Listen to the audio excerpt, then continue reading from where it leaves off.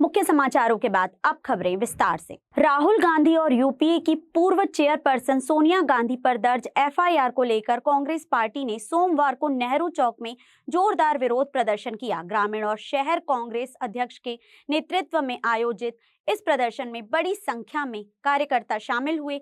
कांग्रेस नेताओं ने प्रधानमंत्री नरेंद्र मोदी और केंद्र सरकार पर संवैधानिक संस्थाओं को राजनीतिक उद्देश्य के लिए इस्तेमाल करने का गंभीर आरोप लगाया। प्रदर्शन के दौरान कार्यकर्ताओं ने नेहरू चौक में प्रधानमंत्री और ईडी का पुतला दहन करने की कोशिश की। हालांकि मौके पर तैनात पुलिस बल की तत्परता से वे ऐसा पूरी तरह नहीं कर पाए।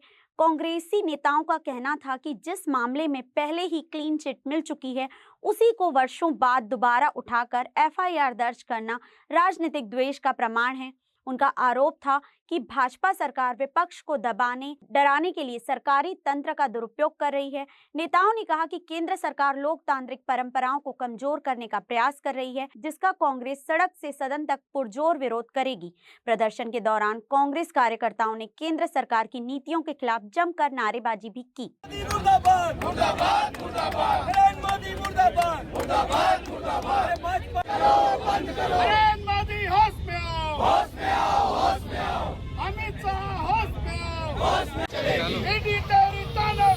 नहीं चलेगी। संवैधानिक संस्थानों का दुरुपयोग बंद करो। राहुल गांधी जिंदाबाद, सोनिया गांधी जिंदाबाद। भारतीय जनता पार्टी की जो तानाशाही सरकार है, वो लगातार इसी तरह से दुरुपयोग करके सरकारी तंत्र का, कभी ईडी का, कभी सीबीआई का, विपक्षी दलों को डराने का और धमकाने का काम करते हैं।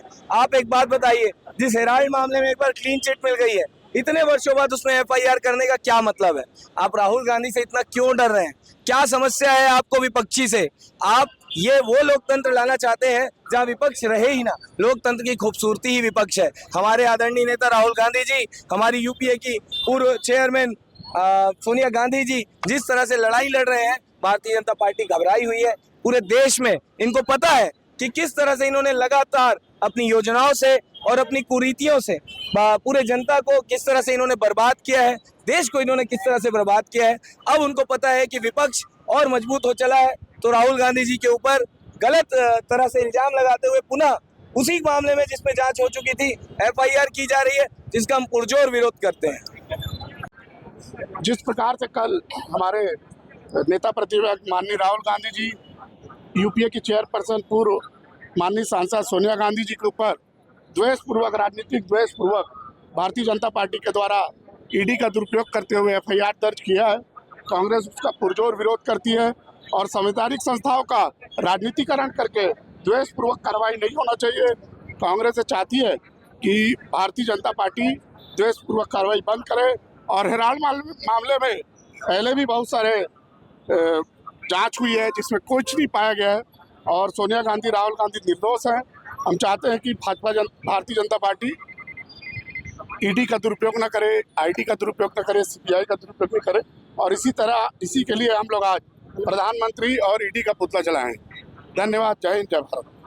बहुचर्चित नेशनल हेराल्ड मामले में ईडी द्वारा हाल ही में कांग्रेस की पूर्व राष्ट्रीय अध्यक्ष सोनिया गांधी और संसद के नेता प्रतिपक्ष राहुल गांधी पर दर्ज की गई एफआईआर के विरोध में आज दुर्ग के पटेल चौक में कांग्रेस कार्यकर्ताओं ने जोरदार प्रदर्शन किया। कार्यकर्ताओं ने प्रधानमंत्री नरेंद्र मोदी का पुतला दहन कर केंद्र सरकार के विरुद्ध अपना गुस्सा प्रकट किया। प्रदर्शन के दौरान दुर्ग के पूर्व विधायक अरुण वोरा ने आरोप लगाया कि भाजपा नेतृत्व अपनी राजनीतिक जमीन बचाने और विपक्ष को कमजोर करने के लिए केंद्रीय एजेंसियों का दुरुपयोग कर रहा है। उन्होंने कहा कि सोनिया गांधी और राहुल गांधी वर्षों से बेदाग छवि के साथ जनता की सेवा कर रहे हैं। ऐसे में यह एफआईआर सिर्फ बदले की राजनीति का उदाहरण है। वहीं दुर्ग ग्रामीण कांग्रेस के जिला अध्यक्ष राकेश ठाकुर ने कहा कि केंद्र सरकार विपक्ष की आवाज दबाने का प्रयास कर रही है, लेकिन कांग्रेस न तो डरने वाली है और न ही झुकने वाली। उन्होंने कहा कि लोकतंत्र की मजबूती के लिए कांग्रेस लगातार संघर्ष करती रहेगी और जनता के मुद्दों को मजबूती से उठाती रहेगी। नरेंद्र मोदी शर्म करो, हम तुम्हारे शर्म करो। राहुल गांधी जिंदाबाद, कांग्रेस पार्टी जिंदाबाद। पुतला दहन किया गया, क्या कुछ मामला था? ये पुतला पूरे प्रदेश में किया गया है। भारतीय जनता पार्टी के तानाशाही रवैये के खिलाफ उन्होंने जो देश की सर्वमान्य नेता और जनप्रिय नेता जो करोड़ों भारतीयों की धड़कन है और संविधान के रक्षक है, उनके ऊपर जो आरोप लगाया है वो आरोप पूरी तरीके से निराधार है।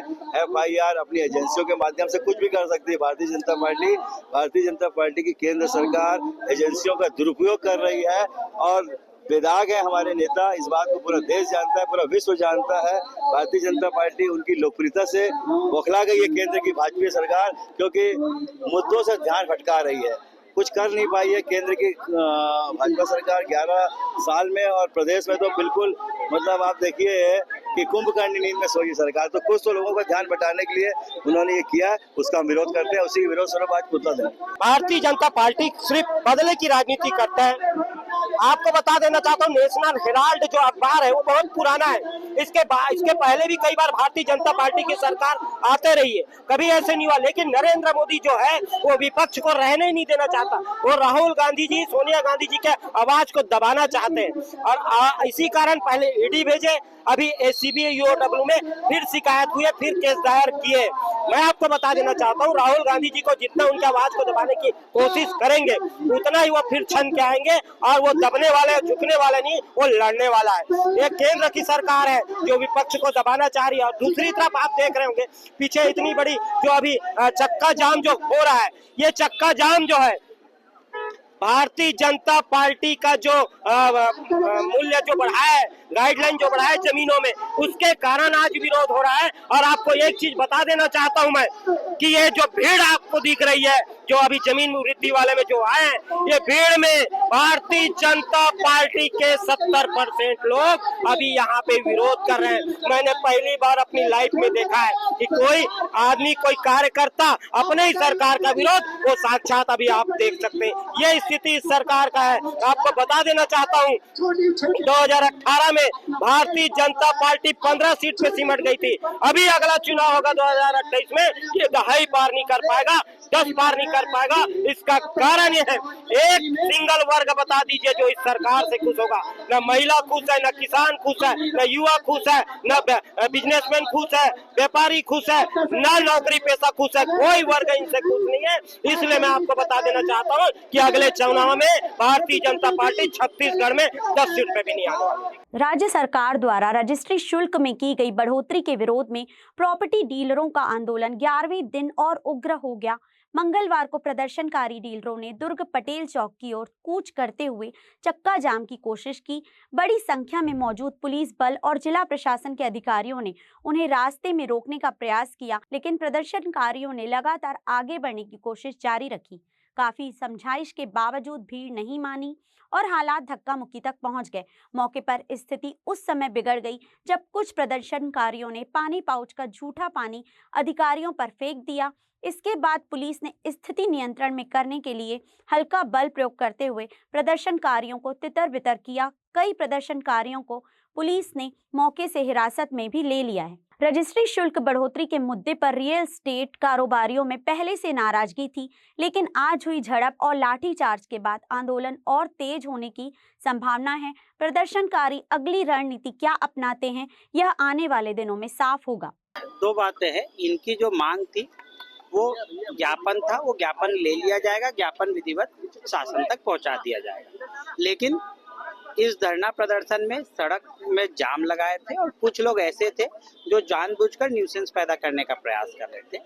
पहले उन्होंने पुलिस वालों के ऊपर हमला किया, फिर पानी फेंका है, पानी एडिशनल एसपी के ऊपर भी आया और हम सब के ऊपर पानी के झूठे पाउच फेंके गए हैं और कुछ लोगों के द्वारा जानबूझकर तोड़ने की कोशिश की जा रही थी। रोड भी काफी देर से जाम थी, लेकिन इनकी जो मांगे हैं वो शासन तक पहुंचा दी जाएगी। कितने लोगों को हिरासत में लिया गया? ये हिरासत में सभी लोगों को नहीं लिया गया है, वो केवल यहाँ पे चक्का जाम जो था उसको हटाने का प्रयास किया। यहाँ कुछ लोग प्रदर्शन करने की नियत से इकट्ठे हुए थे और उसके बाद पटेल चौक में चक्का जाम करने के लिए आगे बढ़ रहे थे। बैरिकेडिंग कर पुलिस के द्वारा यहाँ पर रोका गया और इसी बीच वो यहाँ बैठ गए थे और शांतिपूर्वक प्रदर्शन कर रहे थे। इसी बीच कुछ लोगों ने पुलिस के साथ धुआंछटकी किया और उकसाने का काम किया और पुलिस के ऊपर पानी पाउच बॉटल्स फेंके, जिस पर अपरिस्थिति निर्मित हुई। और हल्का बल प्रयोग करके यहाँ से भीड़ को तितर बितर किया गया। किसी तरह का कोई परमिशन लिया गया था इतने बड़े स्तर पे धरना प्रदर्शन करने के लिए? किसी प्रकार का कोई प्रदर्शन की अनुमति प्रशासन द्वारा नहीं दी गई थी, न ही इनके द्वारा अनुमति ली गई। कितने लोगों को हिरासत में लिया गया है? 7-8 लोगों को यहाँ से भेजा गया है। अभी रिपोर्ट लेने पर स्थिति स्पष्ट हो पाएगी। किसी को कोई गहरी चोट लगी? अभी किसी प्रकार की कोई रिपोर्ट नहीं आई। नंदनी थाना क्षेत्र में पुलिस ने बड़ी कार्यवाही करते हुए कुख्यात शराब तस्कर नरेश कुर्रे को 28 पेटी देशी शराब के साथ गिरफ्तार किया है।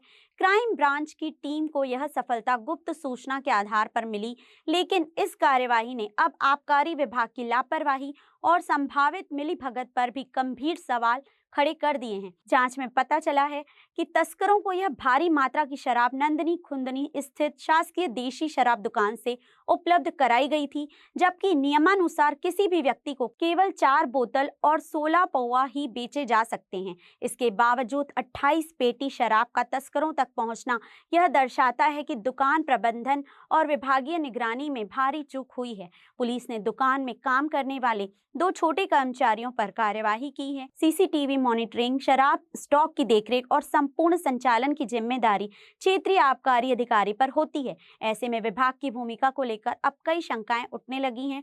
फिलहाल तस्कर नरेश कुर्रे के खिलाफ मामला दर्ज कर आगे की जांच शुरू कर दी गई है। पुलिस यह भी पता लगा रही है कि इस नेटवर्क में और कौन-कौन शामिल है।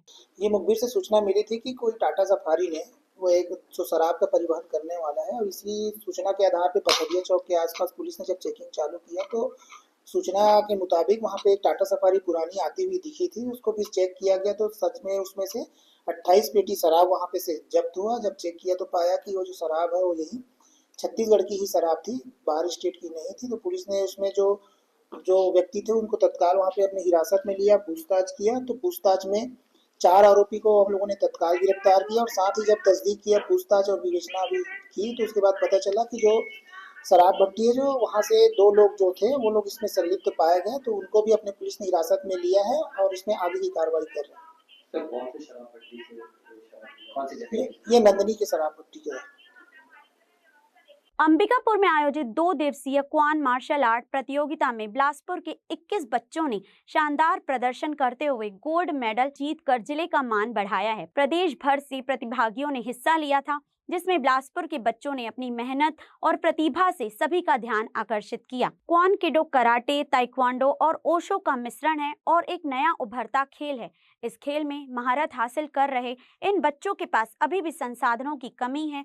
मध्यम वर्गीय परिवार से आने वाले ये खिलाड़ी सीमित साधनों के बावजूद लगातार प्रैक्टिस कर नए मकाम छू रहे हैं। कोच ने बताया कि पहले बच्चों के पास आवश्यक उपकरण भी उपलब्ध नहीं थे, लेकिन एसएसपी रजनीश सिंह ने बच्चों के भविष्य को देखते हुए जरूरी सामान उपलब्ध कराया, जिससे बच्चों का उत्साह दोगुना हुआ और उन्होंने अंबिकापुर में गोल्ड जीतकर बिलासपुर का नाम रोशन किया।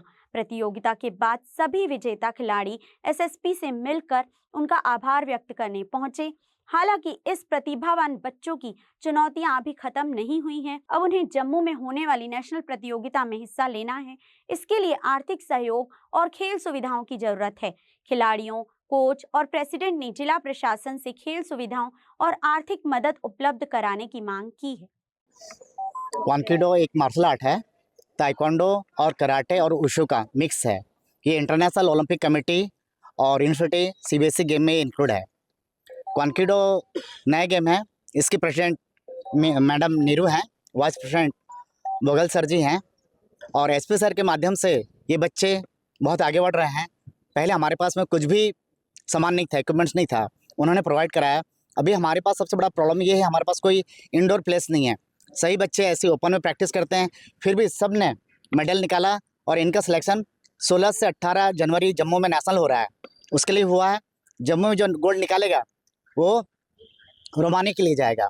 इनमें से प्रतिभा साहू इधर इंडोर प्लेस के लिए आप लोगों ने जैसे बताया इंडोर प्लेस नहीं है, आप लोगों ने एसपी सर से इसकी मांग की, कुछ चर्चा की इस विषय में? हाँ, वो बोले कि ठीक है, हम कोशिश करेंगे, देखते हैं।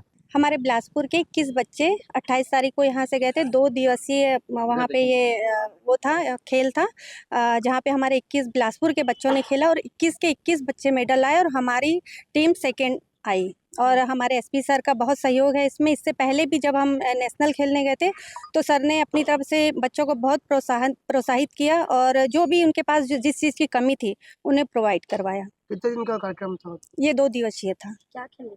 ये क्वान कीडो है, मार्शल आर्ट। मैम हम लोग अभी अंबिकापुर गए थे, हमारा कॉन्किडो मार्शल आर्ट चैंपियनशिप था। बहुत अच्छा लगा। ये हमारा सेकेंड टाइम था डिस्ट्रिक्ट के बाद, तो बहुत कुछ सीखा हमने। फाइट होता कैसे है, क्या होता है रूल के हिसाब से, तो बहुत मज़ा आया। सब बहुत अच्छा एक्सपीरियंस रहा हमारा। छोटे बच्चे इस फील्ड में काफ़ी आगे बढ़ रहे हैं, क्या कहना चाहेंगे? मैं कहना ये छोटे बच्चे जितना जल्दी सीखते हैं उतना ही जल्दी आगे बढ़ते हैं। बहुत ज़्यादा से ज़्यादा छोटे बच्चे वहाँ पे थे कंपटीशन में, और उनको मतलब लड़ता देख बहुत अच्छा फील आ रहा था। छोटे से छोटे बच्चे गोल्ड लेके गए हैं, सिल्वर लेके गए हैं। मतलब वो 15, 16, 17, 18 के एज में ब्लैक बेल्ट बन सकते हैं और आगे जा सकते हैं, खुद सिखा सकते हैं। और आए थे सारंगगढ़ से, आए थे संबलपुर से, आए थे बहुत सारी जगह से आए थे लोग, सब जीत के गए हैं। सब बहुत देख के बहुत अच्छा लगा। सूरजपुर जिले के भैया थान विकासखंड के ग्राम बत्रा में सोमवार को पीएम श्री स्वामी आत्मानंद उत्कृष्ट अंग्रेजी माध्यम विद्यालय में छत्तीसगढ़ शासन की सरस्वती साइकिल वितरण योजना का भव्य शुभारंभ हुआ। कार्यक्रम में कक्षा 9वीं की 23 छात्राओं को निःशुल्क साइकिलें दी गई। साइकिल पाकर छात्राओं के चेहरे पर खुशी साफ झलक रही थी और विद्यालय परिसर उत्साह से गूंज उठा। कार्यक्रम की शुरुआत मां सरस्वती के छाया चित्र पर दीप प्रज्वलन और पुष्प अर्पण से हुई। मंत्री प्रतिनिधि ठाकुर प्रसाद राजवाड़े ने कहा कि यह योजना ग्रामीण क्षेत्रों की बेटियों के लिए वरदान है। साइकिल मिलने से छात्राओं की उपस्थिति बढ़ेगी, वे समय पर विद्यालय पहुंच सकेंगी और आत्मनिर्भर बनेंगी। उन्होंने बच्चों को सोशल मीडिया से दूरी बनाकर पढ़ाई पर ध्यान देने की सलाह दी। मंडल अध्यक्ष रमेश गुप्ता ने बताया, मुख्यमंत्री विष्णुदेव साय के नेतृत्व में शिक्षा को सर्वोच्च प्राथमिकता दी जा रही है। समारोह में जनप्रतिनिधियों, शिक्षकों और ग्रामवासियों ने बड़ी संख्या में हिस्सा लिया। 9वीं की छात्रा माही राजवाड़े ने बताया कि पहले उसे 5-6 किलोमीटर पैदल चलकर स्कूल जाना पड़ता था, लेकिन अब साइकिल मिलने से उसका समय बचेगा और पढ़ाई सुगम होगी। विद्यालय प्राचार्य गोवर्धन सिंह और पूरी टीम ने कार्यक्रम को सफल बनाने में महत्वपूर्ण भूमिका निभाई। यह योजना बेटियों के सपनों को पंख देने की दिशा में बड़ी पहल साबित हो रही है। सरस्वती साइकिल वितरण का कार्यक्रम था। लगभग कितने बच्चों को यहाँ पे साइकिल वितरण किया गया? 23 बच्चों को साइकिल वितरण का कार्यक्रम यहाँ रखा गया था। बच्चे काफ़ी उत्साहित नज़र आ रहे थे। हाँ बिल्कुल, बच्चे उत्साहित इसलिए नज़र आ रहे थे क्योंकि उनको आने जाने का सुविधा मिल रहा है। और हमारी जब सरकार रमन सिंह जी की सरकार थी उस समय से सरस्वती साइकिल वितरण योजना को प्रारंभ किया गया था और कंटिन्यू आज तक वो चल रहा है। आज बत्रा में थे, उसके अलावा और अभी कहाँ कहाँ वितरण करना होगा? अभी तो मेरा नेक्स्ट कार्यक्रम अभी कुछ भी नहीं है भैया। जैसे आए यहाँ भैया, बच्चों के अंदर कैसा उत्साह देखने को मिला? बच्चों में खूब उत्साह दिखा और सबसे बड़ा बात यह है कि बच्चों के लिए जो चिंता कर रहा है हमारी सरकार, भारतीय जनता पार्टी की सरकार जब रमन सिंह जी की बनी तब से लेके चिंता कर रहे हैं, बच्चों के लिए हर सुविधा उपलब्ध करा रहे हैं ताकि हमारी बेटियां उड़ान जब भरना चाहें तो उसमें कोई बाधा ना हो, कोई संसाधन की कमी ना हो। इस बात का चिंता हमारी सरकार कर रही है। निश्चित रूप से हमारे बच्चे बहुत खुश हैं। योजना आगे भी चालू रहेगी? योजना आगे भी चालू रहेगी और जो सुविधाओं की ज़रूरत है बच्चों को वो मिलेगा। रायगढ़ जिला स्वास्थ्य विभाग द्वारा विश्व एड्स नियंत्रण दिवस पर जागरूकता कार्यक्रम का आयोजन जिला अस्पताल परिसर में किया गया। कार्यक्रम का शुभारंभ मुख्य चिकित्सा एवं स्वास्थ्य अधिकारी डॉक्टर अनिल कुमार जगत ने किया। इस वर्ष की थीम व्यवधानों पर विजय पाएं, एड्स की प्रतिक्रिया में सकारात्मक बदलाव लाएं के अनुरूप पूरे जिले में जागरूकता और रोकथाम अभियान चलाया जा रहा है। CMHO डॉक्टर जगत ने बताया कि HIV परीक्षण, परामर्श और निःशुल्क उपचार सुविधाएं जिले के सभी स्वास्थ्य केंद्रों में उपलब्ध हैं। ICTC 1097 helpline, viral load testing और काउंसलिंग सेवाएं पूरी तरह निःशुल्क हैं। उन्होंने कहा कि समय पर जांच और नियमित उपचार से HIV संक्रमण को पूरी तरह नियंत्रित किया जा सकता है और मरीज सामान्य जीवन जी सकते हैं। उन्होंने HIV रोकथाम के लिए असुरक्षित यौन संबंधों से बचने, निष्फलित सुई सिरिंज के उपयोग तथा रक्त चढ़ाने से पहले अनिवार्य जांच कराने की सलाह दी। गर्भवती महिलाओं के लिए HIV जांच अनिवार्य बताई गई। साथ ही उन्होंने स्पष्ट किया कि संक्रमित व्यक्ति के साथ सामान्य संपर्क जैसे साथ बैठने, खाना पीना या छूने से एड्स नहीं फैलता। CMHO ने अपील की कि किसी भी लक्षण या जोखिम की स्थिति में नजदीकी स्वास्थ्य केंद्र से तुरंत परामर्श लें और HIV प्रभावित लोगों के साथ संवेदनशीलता एवं भेदभाव रहित व्यवहार रखें। जिले में वर्तमान में कुल 628 एड्स मरीज पंजीकृत हैं। पूरे विश्व में एड्स दिवस मनाई जा रही है, हमारे भारत देश में भी और हमारे जिले में भी एड्स दिवस हम लोग मना रहे हैं और लोगों को एड्स कैसे फैलता है उसके बारे में सबको जागरूक किया जा रहा है। और हमारे सबसे पहले स्टाफ को भी उसमें पहले से जो ट्रेंड थे उन लोगों को भी और दोबारा से और जागरूक किया गया। उसके बाद में सभी जिले के जितने भी लोग हैं सबको जागरूक किया जा रहा है कि कैसे फैलता है, उससे कैसे बचा जा सकता है। और साथ में जो एड्स के जो पीड़ित लोग हैं उन लोगों को भी एक एम्पैथी जो उन लोगों को ये समझाना है कि डिप्रेशन में नहीं जाना है और मेडिसिन भी आ चुका है, मेडिसिन बराबर लेते रहेंगे और खान पान अच्छे रखेंगे तो जो है आप लोग अच्छे से अपना जीवन व्यतीत कर सकते हैं। तो इस तरह से पूरे जिले भर में एड्स का कार्यक्रम और समझाइश और जागरूकता किया जा रहा है। रायगढ़ जिले में लगभग कितने एड्स पीड़ित हैं? 628 हैं हमारे।